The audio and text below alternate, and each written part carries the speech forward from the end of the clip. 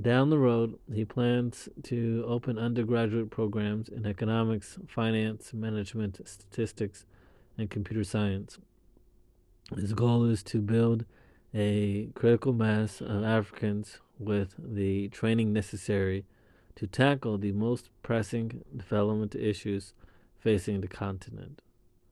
When you live in Africa, the wonderful thing is that some of the most interesting challenges and puzzles of economic development are right at your window. Notes want to check on in an interview with FND, which is Finance and Development.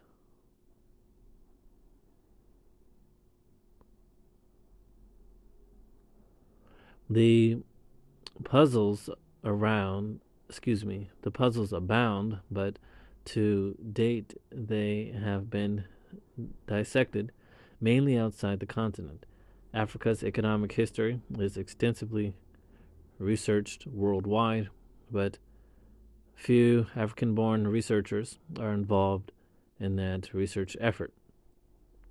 Last year, Grieve Chwelwa, a Zambian postdoctoral fellow at Harvard, wrote in a widely read blog that economics might have an Africa problem. She noted that Oxford University's Journal of African Economies, a prestigious and influential publication on African economic development issues, has only one Africa based scholar on its 27-member editorial board. Since the blog was written, the number has grown to 2. And none of the 64 academics on the editorial board of the Journal of Development Economics is based in Africa. According to Want to Check On, there are 2 factors that contribute to this sparse African representation. First is the lack of liberal arts type training in undergraduate education in most African countries. Undergraduate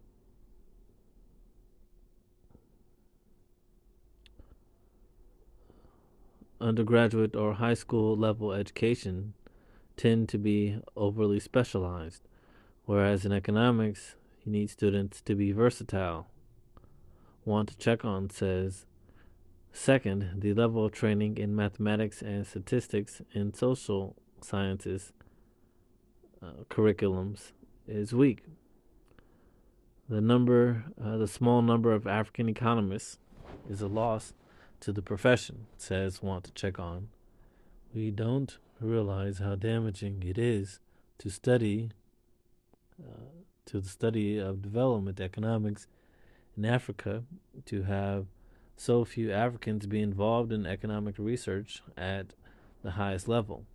They bring an understanding of local conditions and an intrinsic interest that can bolster research results. To illustrate that point, he described his surprise at how much poorer his mother's village had become in 2009 since his previous visit in the mid 1970s. He became consumed with understanding the reasons for the degeneration, which went beyond the collapse of the bridge that linked the villages to neighboring communities. The economist in him prompted an inquiry into the root cause of such a decline, which resulted in his first paper on agricultural economics.